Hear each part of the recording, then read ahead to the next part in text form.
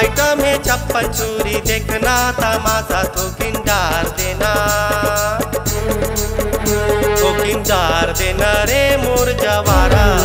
इनको नशा नहीं है डार देना, ठोकिन डार देना रे मोर जवारा, इनको नशा नहीं है डार देना। मैं शहर के रानी, मैं करथो मन मानी, मैं शहर के रानी, मैं करथो मन मानी, देख के तोरा सीटी मारे ऐसन मोर जवानी, ठोकिन जान देना, ठोकिन जान देना रे मोर जवारा, अब बड़े नशा होगे जान देना, ठोकिन जान देना रे मोर जवारा, अब बड़े नशा होगे जान देना।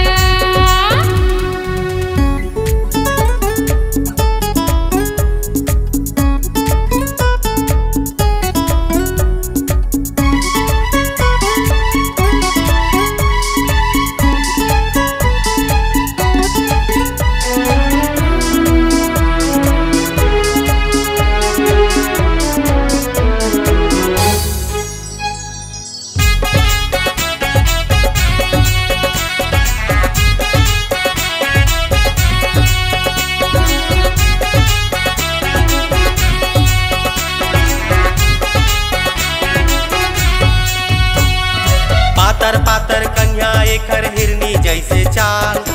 आगू पाछू चारों कोती होवत है बवाल, चटक मटक के रिंगना एकर बिंदरी कस का माल, ऐसन जलवा देख के संगी हो गे रे धमाल।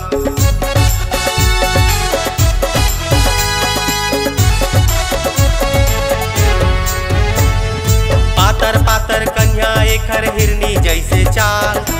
आगू पाछू चारों कोती होवत है बवाल,